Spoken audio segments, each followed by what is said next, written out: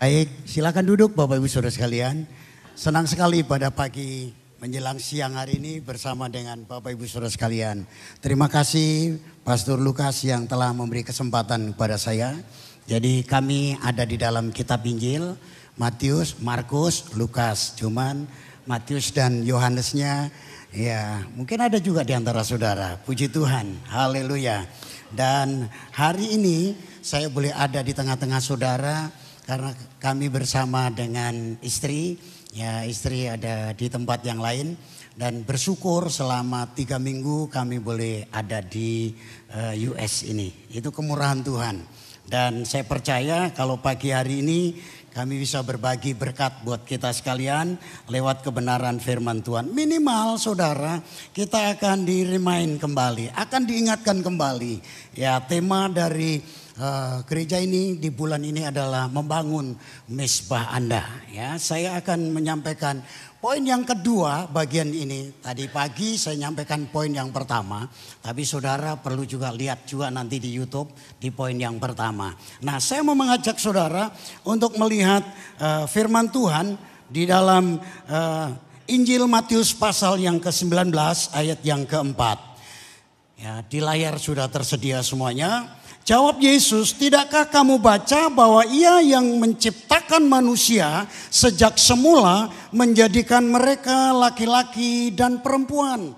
Saudara, Tuhan mau supaya kita kembali kepada rancangan Tuhan yang semula. Rancangan Tuhan yang semula apa? Rancangan Tuhan yang semula Dia menciptakan manusia supaya manusia itu memuliakan Tuhan. Salah satunya bagaimana keluarga itu membangun mezbah di tengah-tengah keluarga. Namun saudara, apa yang terjadi? Saudara, ketika dosa masuk ke dalam dunia melalui saudara Adam dan Hawa jatuh dalam dosa. Dan hari ini kita mau belajar dari kitab Kejadian pasal yang ketiga. Tapi saya tidak akan memaparkan bagaimana mereka berdosa dan rusaknya karena dosa dalam hidupnya. Tapi ada jalan keluar, ada kabar baik. Bilang sebelahnya, ada kabar baik. Ada kabar baik buat kita sekalian. Haleluya. Nah, dalam kitab Kejadian, saudara pasal yang ketiga, saya menyimpulkan ada 4 hal. Bagaimana memulihkan hubungan yang telah rusak dan membangun kembali mezbah. Ada 4 hal yang merusak hubungan suami istri sehingga mezbah tidak terjadi. Dan kita mau belajar dari 4 hal ini. Yang pertama, kita masuk yang pertama.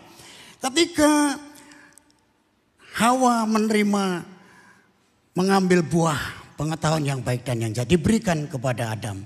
Maka saudara, rusaklah hubungan mereka. Yang pertama, hubungan yang rusak mulai dari mana? Yaitu sulitnya atau rusaknya komunikasi. Mulai rusak. Kenapa saudara mulai rusak? Karena ketika Tuhan tanya kepada Adam, ya, Adam, apakah engkau makan buah yang kularang itu? Seharusnya dia jawab, ya, aku makan. Tapi Adam bilang apa? Nih, cewek yang kau kasih di sampingku. Seringkali kita itu nyalain pasangan kita. Sama saja ketika kita menyalahkan pasangan, kita sedang menyalahkan Tuhan. Ya, bahwa pasangan kita adalah pasangan yang terbaik. Yang setuju katakan amin. Ya. Hawa juga ditanya, Hawa, memang kamu makan buah ya? Ular. Jadi saling melempar tanggung jawab. Saling lempar tanggung jawab. Di keluarga juga begitu. Ketika anak kami nakal Pak, anak kami nakal.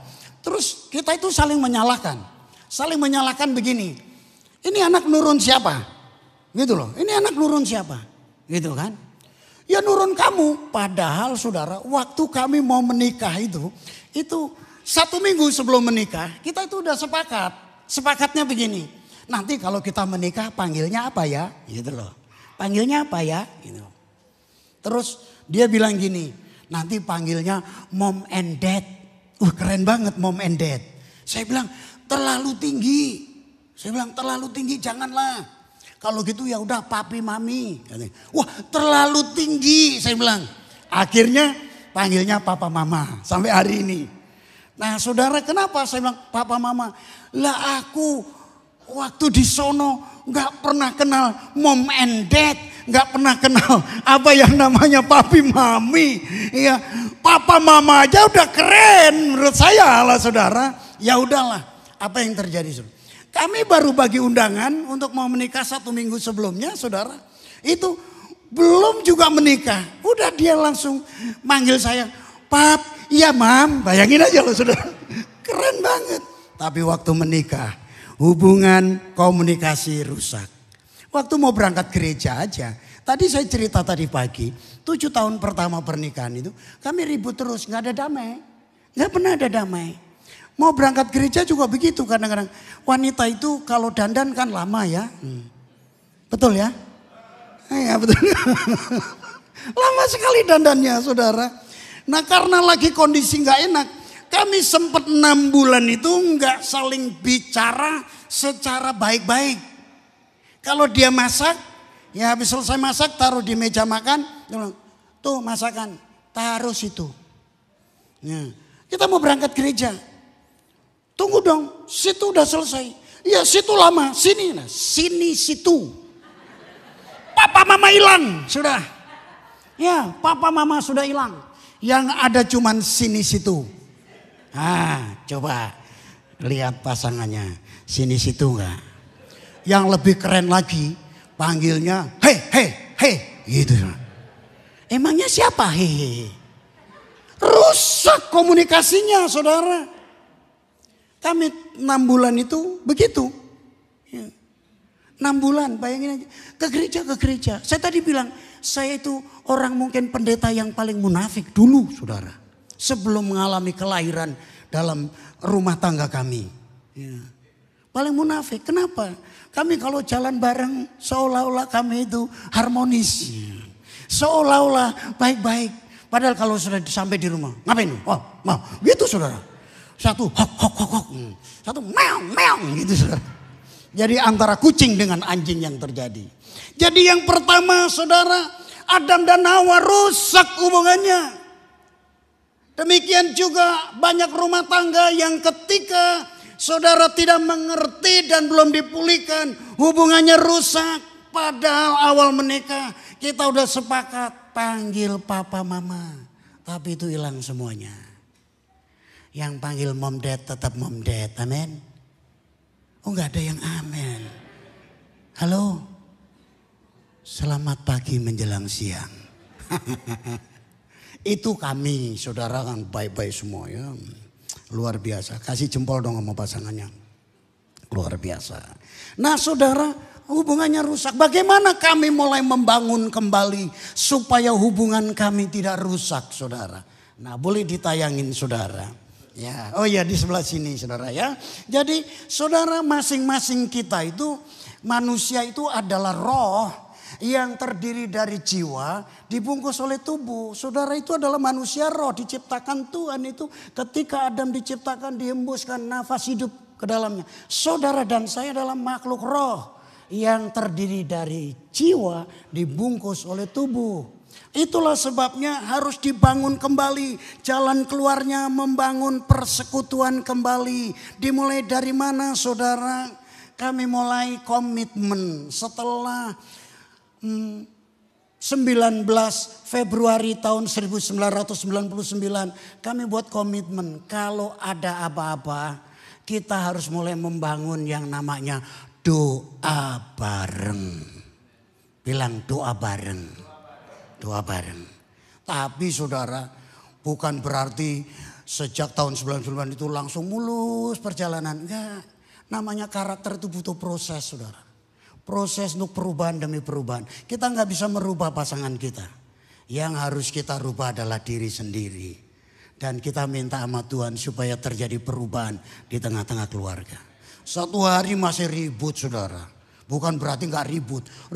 Ributnya kenceng banget saudara. Habis itu kan harusnya malam mau tidur itu kan doa bareng mestinya. Kami harus bangun doa bareng. Tapi yang tadi itu balik lagi. Mam, pap udah hilang. Sini situ balik lagi loh saudara. Kambo itu saudara. Tapi komitmen. Malam itu mau doa. Pegangan tangan. Tapi mukanya serem. Gak berani ngelihat saudara. Doa, ya doa. Karena udah komitmen. Ayo doa, ayo doa. Tapi saudara, hadirat Tuhan, ketika kita ada hadirat Tuhan, hati yang keras bisa hancur. Hati yang keras bisa hancur. Kami baru pegangan tangan, kemudian kami cuma bilang ini, Tuhan Yesus, Tuhan, Tuhan. Saya ngelirik dikit, dia juga nangis. Ternyata hadirat Tuhan memulihkan. Ketika saudara hubungan yang rusak, bawalah di dalam doa bersama. Susah memang, susah. Tapi ketika kita paksakan, kami doa, kami nangis, saudara nangis. Selesai itu Tuhan, ampuni saya Tuhan. Istri saya, ampuni Tuhan. Langsung lihat-lihatan. Lama-lama pelukan. Setelah pelukan, kesan pertama sangat menggoda. Selanjutnya terserah Anda. Haleluya. Itu yang terjadi. Jadi bangunlah lewat doa.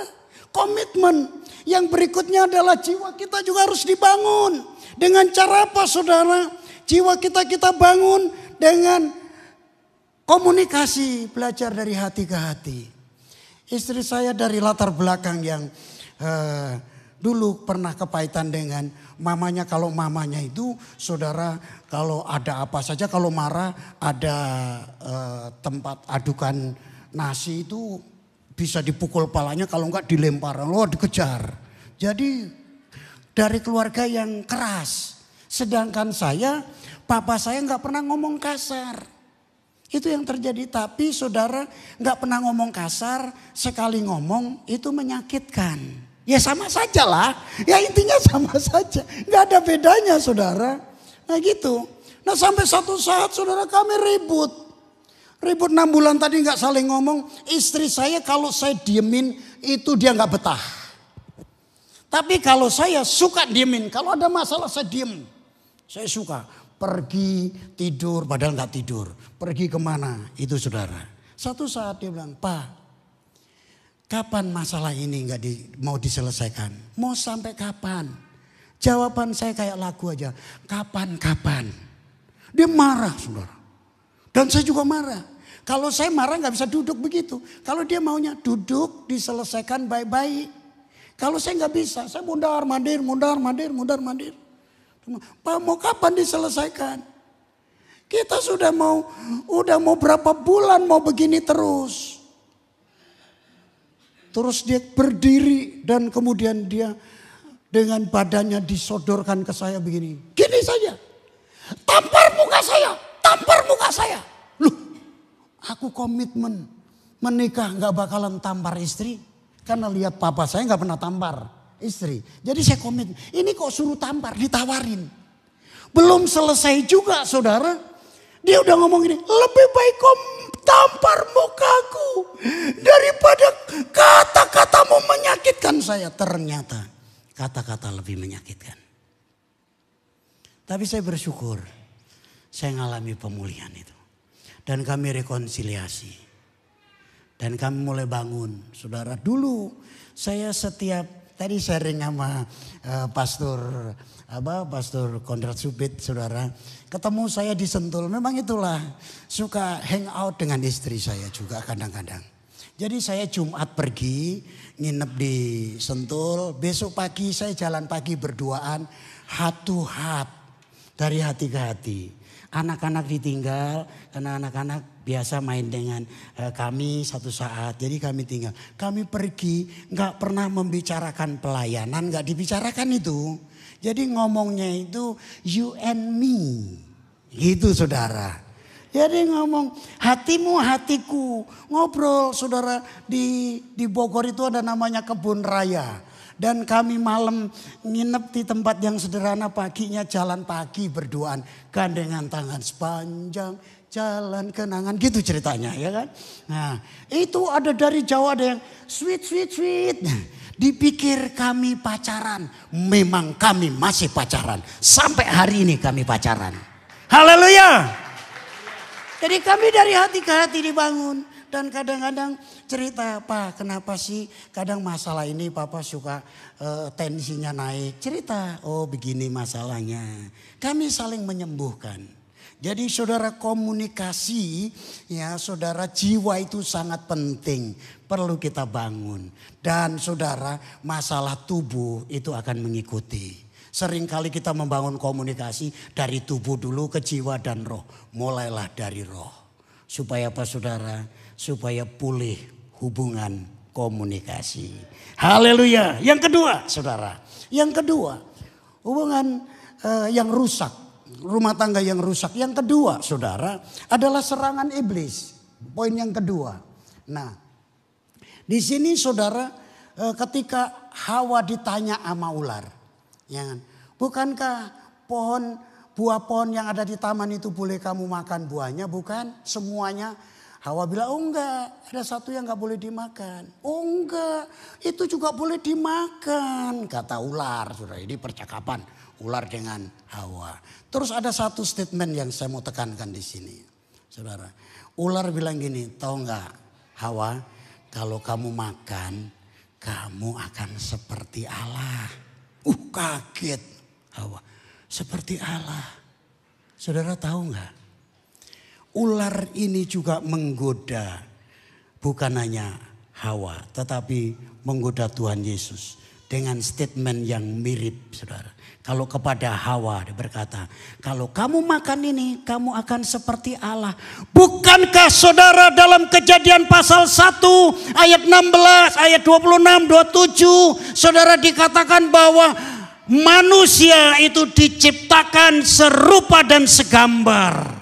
Jadi sebenarnya Adam itu sudah seperti Allah. Tetapi godaannya kamu nanti akan seperti Allah. Saudaraku yang dikasih Tuhan. Ya saya tidak bicara ini bukan diskriminasi. Kadang saudara gambar diri kita rusak. Pria juga gambar dirinya bisa rusak. Ibu-ibu itu gambar dirinya bisa juga rusak. Akibat apa? Lingkungan yang ada. Ya. Kami ada satu keluarga. Pak melayani kami waktu itu diberkati Tuhan luar biasa ya, tapi sebelum diberkati hidupnya susah. Istrinya selalu bilang begini, Pak tetangga udah beli BMW, Papa belum punya BMW. Udah kerja berapa lama ya kan? Habis itu kerja keras beli BMW. Kemudian Pak tetangga ada Mercy, Papa beli Mercy. Ya ada, kalau di Indonesia itu barang-barang mewah ya, beda di sini ya, beda di sini ya. Beli segala macam, akhirnya apa saja dibeli saudara. Kemudian istrinya juga supaya kelihatan oke, begitu rupa. Jadi semua pakai barang-barang yang istilahnya yang branded begitu. Jadi gambar dirinya itu ditutup dengan apa? Kalau memiliki barang itu harga dirinya naik gitu loh saudara. Wah keren gitu loh kayaknya begitu. Wah kelihatan rumah tangga ini rumah tangga yang oke. Bukan rumah tangga yang ecek-ecek seperti itu. Gambar diri kita bukan diukur oleh itu. Gambar diri kita itu diukur oleh bagaimana Yesus telah menerima kita apa adanya. Haleluya. Nah ini rusak saudara. Serangan iblis ini rusak saudara. Makanya rumah tangga perlu membangun kembali yang namanya mezbah. Di dalam kitab Injil Matius itu saudara perlu mengikat kembali yang namanya ikatan pribadi. Dan ikatan juga mengikat orang-orang kuat. Berdoa bersama dalam keluarga bersama dengan anak-anak, berdoa bersama-sama. Untuk apa saudara? Untuk yang namanya menghalau semua yang namanya serangan iblis dalam rumah tangga. Sekarang ini iblisnya kelihatan bukan serem-serem punya gigi yang panjang ya, kemudian tanduknya yang gitu ya. Iblisnya itu manis-manis, pihak ketiga itu ya, pihak ketiga. Ya ini masalahnya ya, ada pihak ketiga. Bilang sebelahnya, kamu tahu pihak ketiga? Tanya sebelahnya, tahu pihak ketiga? Tahu nggak? Tahu? Ya udah nggak saya terusin kalau tahu. Kalau belum tahu ya saya kasih tahu. Ya kan? Ada pihak ketiga. Nah makanya kami juga komitmen saudara. Ya kemarin ngobrol-ngobrol waktu jalan dengan Pastor Lukas ya.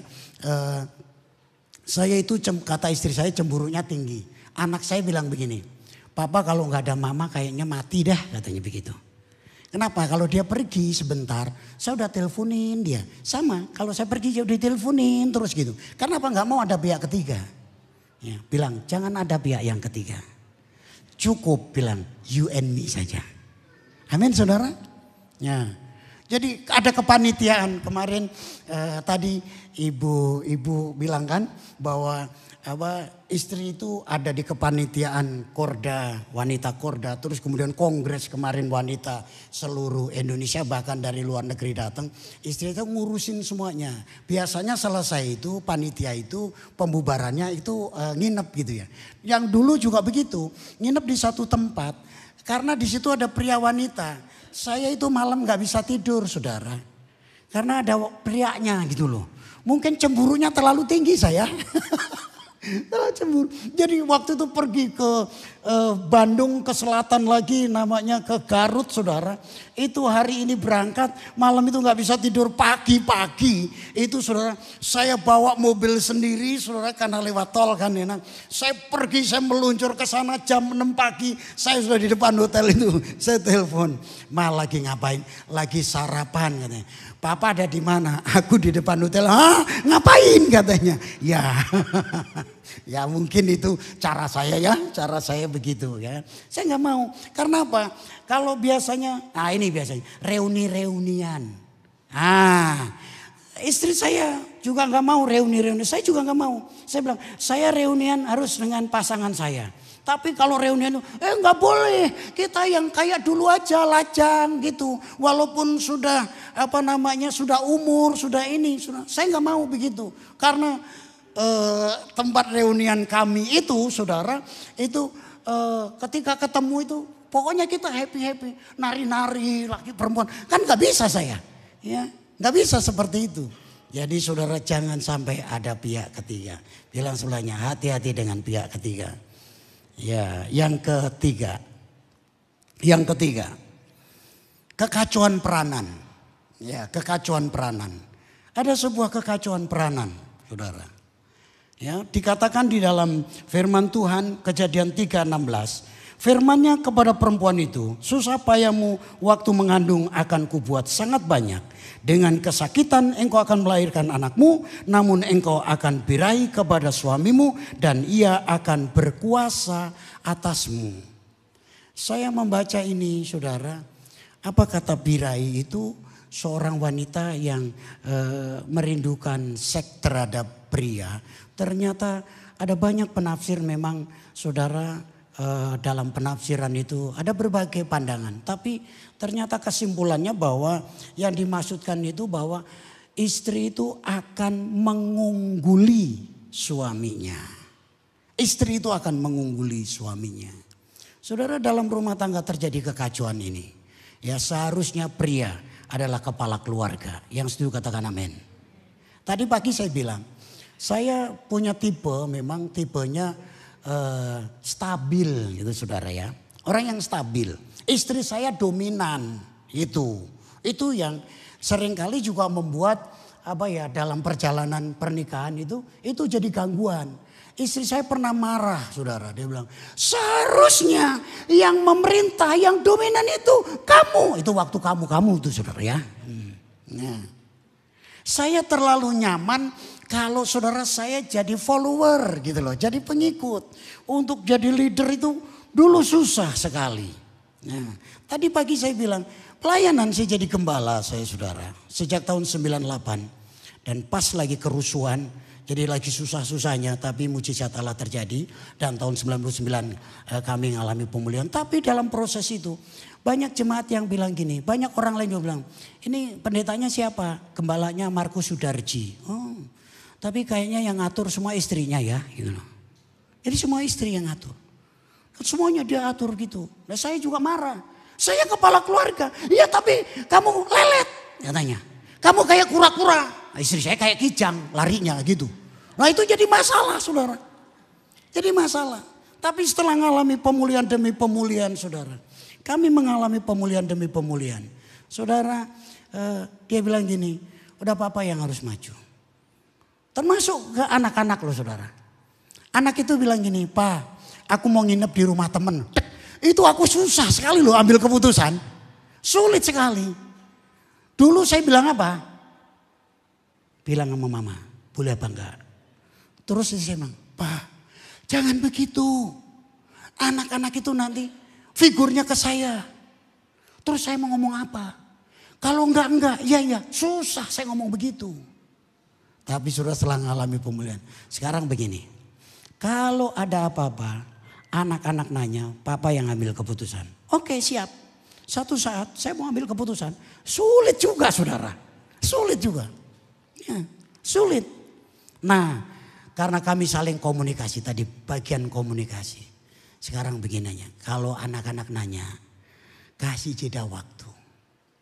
Anak nanya, Pak mau nginep di rumah temen, tunggu sebentar. Papa mau ngapain? Papa mau hitung dulu, nginep kelebihan dan kekurangannya apa. Padahal mau ngomong dulu sama istri. Ma ini harusnya gimana? Oh harusnya begini. Oke. Gak bisa nginep.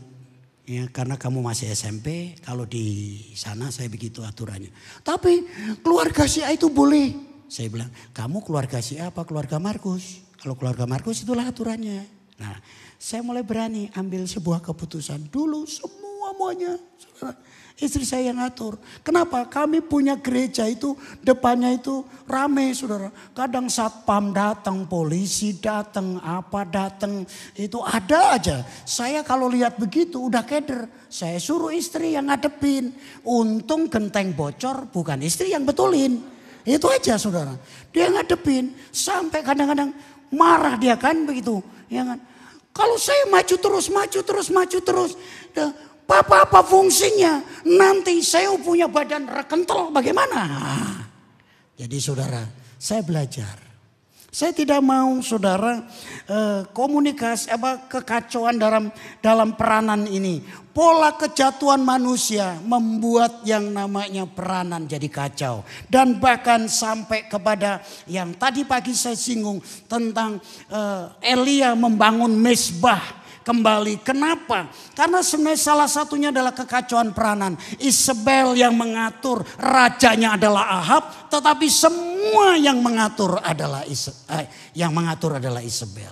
Kekacauan peranan dan hari-hari ini sering terjadi juga seperti itu. Tetapi kami belajar. Saya mulai berperan. Semuanya keputusan di tangan saya. Semuanya apa-apa di tangan saya, termasuk di gereja. Ya, dia bilang, Pak aku di belakang Papa saja. Supaya apa? Papa makin maju. Saya terlalu percaya. Ada pepatah dalam bahasa Indonesia. Behind a successful husband, there is a successful wife. Do you know? Yes. Di balik pria yang berhasil selalu ada wanita yang great. Yang luar biasa. Haleluya. Itu dia. Jadi izinkan suamimu, izinkan mereka berperan lebih jauh. Dukung ibu-ibu sebagai istri untuk mendukung suami saudara. Yang terakhir adalah ketika terjadi kekacauan saudara. Maka akan terjadi kekacauan dalam penderitaan, ekonomi, keuangan, sakit penyakit itu melanda di dalam kehidupan keluarga. Kesulitan ekonomi dan berbagai penderitaan. Saudara, saya 7 tahun pertama pernikahan dan bahkan sampai beberapa tahun. Ya, hidup itu yang tadi saya bilang, langit itu bagaikan tembaga. Bumi itu bagaikan besi. Pelayanan gak bertumbuh.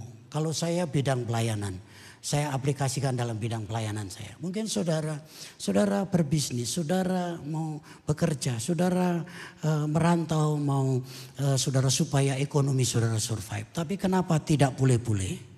Persoalannya ada di sini nih. Ya, rusaknya dosa yang masuk. Tuhan mau pulihkan kehidupan saudara. Amin saudara. Tuhan mau pulihkan. Kami tahun 99 itu awal mulai mengalami pemulihan. Dan ketika kami ikut camp, kami pulang suami istri, saudara. Setelah kami pulang suami istri, saudara, kami rekonsiliasi dengan anak, kami rekonsiliasi selain dengan pasangan, saya rekonsiliasi dengan orang-orang yang pernah kami lukai. Kami rekonsiliasi semuanya. Kami dipercaya untuk menggembalakan jemaat waktu itu oleh Tuhan, ya, melalui hamba Tuhan. Saudara tinggal di ruko yang sangat sederhana. Saya tinggal di atas ruko itu, kami buat bedeng-bedeng untuk tempat tidur segala macam. Dan Tuhan itu dahsyat. Dalam waktu tidak lebih dari 1,5 tahun, kalau kita mengalami pemulihan, Tuhan itu seperti membalik telapak tangan. Itu dek gitu saja, saudara. Tahun 2001 kami memiliki gedung. Dari ruko yang kontrak, masa sulit, masa yang namanya waktu itu kerusuhan. Dan kemudian mulai lagi dan kami mulai membangun kembali, saudara. Dan itu saya nggak habis pikir. Saudara, ketika saudara rumah tangga saudara dipulihkan, hidup saudara dipulihkan, maka Tuhan itu seperti membalik telapak tangan saja untuk memberkati hidup saudara. Rumah tanggamu akan diberkati, secara hubungan saudara diberkati, ya, saudara rohani saudara diberkati, engkau akan mengalami pertumbuhan rohani yang luar biasa, saudara. Saya nggak bisa khotbah begini, Pastor Lukas. Saya itu orang diem. Kalau berdiri di mimbar itu terjadi gempa bumi lokal, saudara. Saya nggak bisa ngomong. Saya kalau nggak dikepuk nggak bunyi, saudara. Masih ada tanda-tanda sisa-sisa dari keberdiaman saya ini. Jadi, tapi saya bersyukur ketika saya ngalami pemulihan, istri ngalami pemulihan, keluarga kami dipulihkan. Tuhan itu melakukan banyak hal. Haleluya. Dan saya tidak pernah bermimpi kalau saya bisa. Tuhan bawa kami, saudara. Satu saat saya bilang sama Tuhan, saya nggak pernah doa, tapi saya bargaining sama Tuhan, saya deal sama Tuhan. Tuhan, aku ini khotbah tentang Israel. Aku nggak pernah pergi Israel. Terus Tuhan bilang begini, kamu keliling Indonesia dulu, baru nanti aku bawa ke Israel. Betul, saya keliling Indonesia. Hanya 3 provinsi yang saya belum pergi. Saya semua sudah pergi. Ya, kalau tanya ini di mana, saya tahu ini di mana. Akhirnya pergi ke Israel. Kami berdua sebelum Tuhan, aku pergi ke Israel. Nggak mau Tuhan bayar Tuhan. Aku nggak mau bayar, aku mau gratis. Ya, betul, kami berdua itu free, saudara. Pergi berdua, luar biasa. Dan sampai di sana, saudara, saya bilang saya nggak mau jadi pembimbing rohani di Jakarta. Terlalu berbusa-busa khotbah terus, jadi nggak mau nanti persiapan segala macam. Saya mau mengikuti saja, saya mau menikmati dan saya bisa pergi. Luar biasa. Terus beberapa tahun yang lalu, saudara, saya bilang, Ma, kita pergi ke US yuk, jalan-jalan. Saudara, 2 tahun lalu kami pergi ke West Coast. Ya. Kami melewati 7 state, ya kan? 7 state. Dan bulan lalu, tanggal 22 Mei sampai nanti saya tanggal 8 pulang. Kami berdua aja. Ya. Kalau bahasa sini apa ya, Pastor Lukas ya? Backpacker. Ya, kalau bahasa Jakartanya ngoboi, saudara. Ya, saya pindah dari tempat ke tempat lain tuh berdua aja, browsing segala macam gitu. Pokoknya nggak tahu negeri orang, tapi yang jelas ini adalah negerinya Tuhan. Haleluya, haleluya. Ya, Tuhan buat sesuatu, saudara. Tuhan buat, dan saya nggak pernah bermimpi seperti itu. Dan saudara, itu banyak hal. Kalau bicara tentang berkat banyak hal, tapi yang jelas berkat rohani Tuhan kasih dalam hidup ini. Saya nggak pernah berbicara di depan yang namanya, saya cita-cita saya kan jadi guru SD, saudara. Ya, tapi saudara, Tuhan bawa jadi guru di atas segala guru. Ya, saya ngajar, ada profesor diajar, ada dokter diajar.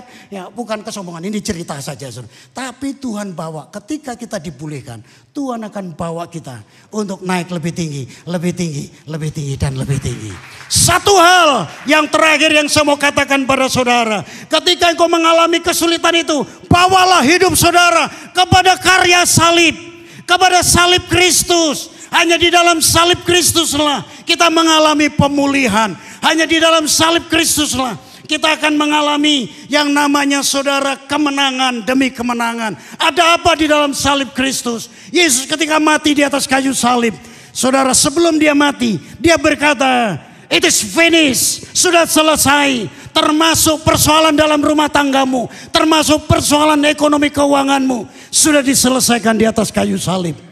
Dosamu sudah diampuni, sakit penyakitmu sudah disembuhkan, segala penderitaanmu sudah diangkat oleh Tuhan. Makanya ketika engkau menghadapi kesulitan dalam rumah tangga, bawa saudara kepada kayu salib. Karena di kayu salib adalah jawaban. Haleluya. Engkau sudah diampuni. Makanya ketika engkau ada kepahitan, saudara, engkau sudah diampuni. Makanya ketika engkau saudara tidak bisa mengampuni, pandang Yesus berkata, ampunilah mereka karena mereka tidak tahu apa yang mereka perbuat. Berarti kita memandang akan salib Yesus, juga memandang tentang kita perlu mengampuni orang lain. Haleluya. Kok kayaknya nggak ada amin kalau bilang mengampuni. Kita perlu mengampuni. Dan ketika sudah mengalami sakit penyakit, saya nggak pernah berdoa kepada Tuhan. Tuhan sembuhkan saya, Tuhan sembuhkan. Tidak. Saya percaya oleh bilur-bilurmu, aku sudah disembuhkan. Haleluya, aku sudah disembuhkan. Boleh pastor langsung nanti pastor ambil alih. Waktu saya sudah selesai. Jadi bawa kepada kayu salib. Saya pernah sakit batu ginjal. Di sini saudara, saya cuman perkatakan firman Allah saja. Dan saya memandang salib Yesus. Oleh bilur-bilur batu ginjal keluar. Firman Tuhan berkata, ya, memiliki iman sebesar biji sesawi, dikatakan dapat memindahkan gunung. Gunung aja pindah, apalagi batu ginjal yang kecil. Itu pindah betul. Dan keluar, saudara, tidak ada darah. Normal begitu rupa. Kenapa saudara? Karena saya memandang salib Yesus. Hari ini kalau rumah tanggamu ada beberapa hal, saudara, engkau mungkin merasa tidak bisa damai lagi, tidak bisa rukun lagi, sulit sekali untuk dipulihkan. Pandang salib Yesus. Di salib Yesus ada jawaban segala-galanya. Tuhan Yesus memberkati kita. Kita beri tepuk tangan yang meriah bagi Tuhan Yesus.